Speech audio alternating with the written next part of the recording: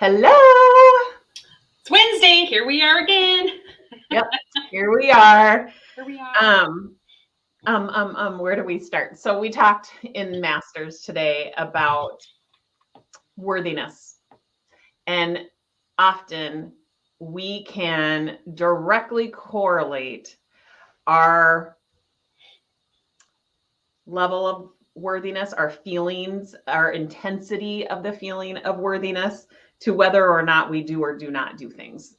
And we were talking about it in the context of, going after our big goals, going after our big dreams. We at Self-Made You, we work from a planner called Self-Made Success, and it literally takes you through on a day-to-day basis. It holds your hand through creating your impossible goal. So it starts with declaring your impossible goal, and then it holds your hand through the steps to achieving that. So it's a pretty phenomenal tactical exercise that we do with all of our masters. And we're at that halfway mark. We're halfway through the year. And so we're assessing how far we've come. We're assessing whether this is a goal that still matters to us because things may have changed, right? You've got to look at the data and make a decision on whether it's something that still matters to you. And then we either declare, a new goal, or we declare that this is going to continue to be our goal, and we move forward. But this book breaks it down into the daily steps. Now, if you look at that and you're like, all right, well, I'm really good at deciding what the steps are, but I never find myself actually following through on it. You need to evaluate, what's your commitment level to the goal? And then what's your commitment level to the process? Those are two different questions that you should be asking yourself. And like I said, often we find that your worthiness, that emotion that you feel, is attached to whether you're actually doing something or not. And so we talked about worthiness not as a feeling, but as a belief, as a thought. And I ask my clients to try on the thought that you are inherently worthy because of the breath that you take, because of the beat that your heart has. You are worthy because you are alive. And that's a belief that I operate from, that nobody can take away or add to my worthiness. My worthiness is what it is. And really the only thing that waffles is whether I forget that or I remember that. And so that kind of takes the whole worthiness question off the table. Now, the feeling, like the motivation and things like that, maybe it might intensify based on where my belief lies, right? If I forget that I am inherently worthy and I start thinking that I'm unworthy, that's a thought, right? It's a thought, it's a belief that makes me feel unmotivated.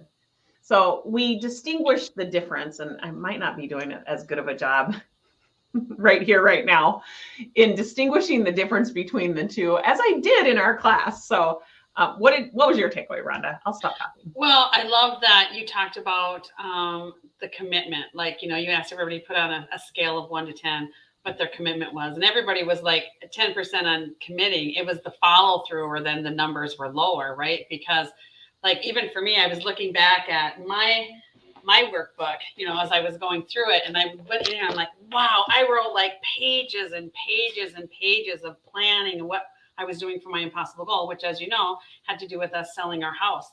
Because I got this and started it before we had even started doing anything, and it was overwhelming. So to get it all down and all the way to the daily level of what I was going to do, it helped me so much. But then I kind of look back, I'm like, I didn't do so well going back, each week and then creating another, what my plan was going to be. But boy, it sure was. So it was great with the beginning part of the commitment. It was then going back and then, how I was going through it. So I love that was kind of recognized by everybody. And then how you tied it in with, our worth, because I didn't do that, now I'm really not, I wasn't achieving what I wanted to achieve. So then you kind of got that want feeling. where you're like, no, but there doesn't matter, just because of your existence, you're worthy of it, regardless of what you've accomplished. It's an accomplishment in any little thing you do. And it really kind of changed the way that we were thinking about that. So that was a big thing for me, was the commitment. Oh, and speaking of which, you have a new blog that just dropped in our website on commitment and the steps to go through to ask yourself about commitment. And that's at self-madeu.com. And right at the top, it says blog. You just can click on blog and you can see the new one and then all the other ones that you have in there. But that will be, so it follows up really good with what we were talking about today. Yeah, lots of new things actually at the website. We also launched a new quiz yesterday. So this quiz is super fun. It reveals what your superpower is as a human, like your superhuman power, and how you can deploy that power to accomplishing or winning the battle of, weight loss. And a lot of people, they would maybe think of themselves as, an enthusiastic person, but yet they don't know how to deploy that enthusiasm to actually help them lose weight. And so revealing that, first and foremost, is quite interesting. And as you guys all know, we have a clinical psychologist on staff. So everything we do is steeped in psychology. So it's a phenomenal quiz that's really going to reveal something I think super interesting about yourself and really point out an area that you could leverage to get what you want, especially when it comes to weight loss. So that too is on the website. There was one other thing I wanted to say about the impossible goal, and now it's totally escaped. Well, you asked in the class about what's their biggest obstacle. So everybody put in the chat what their biggest obstacle was. And it was really interesting when you kind of flipped it around and you said, well, what if it doesn't have to be an obstacle? You might believe that it's impossible, but you could be wrong. So just to have that, and a lot of it is like the way we were raised and different things that we were told over and over, maybe by our parents or teachers or whatever it may be. What if they were wrong? And so here you've created this belief about yourself and your life that may have been based on something that wasn't correct in the first place. Mm-hmm. And so to really ask yourself that question, whenever you're working through your things, through your obstacles, could you be wrong? Yeah. If you have a goal right now that you're really beating yourself up over, the fact that maybe it's been your goal for years and you haven't been able to accomplish it, I want you just to do me a favor and write down what you think your number one obstacle is. What is the roadblock? What's getting in your way? What would you say is the number one thing getting in your way to achieving that? And then I want you to look at that very objectively. And I want you to ask yourself, is that a fact or is it a thought? Your brain is going to tell you this is factual. This is as good as the sky is blue, right? And if it's coming from your primitive brain, your survival brain, it's very dramatized and it probably isn't true. If you can't quantify it, it's probably not true. So most of the time, the obstacles that we come up with, AKA excuses, are thoughts, you guys.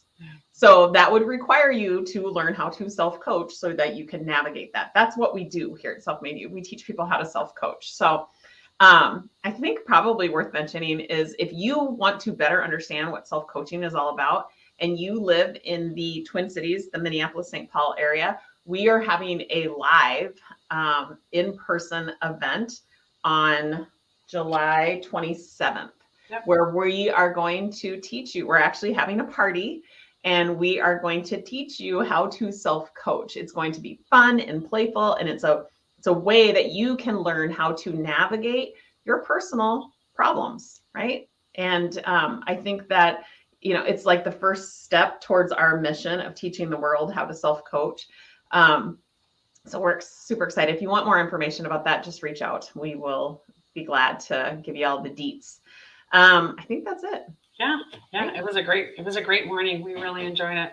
Yeah. Awesome. Well, thanks you guys for being here and we will see you next week. Talk to you soon.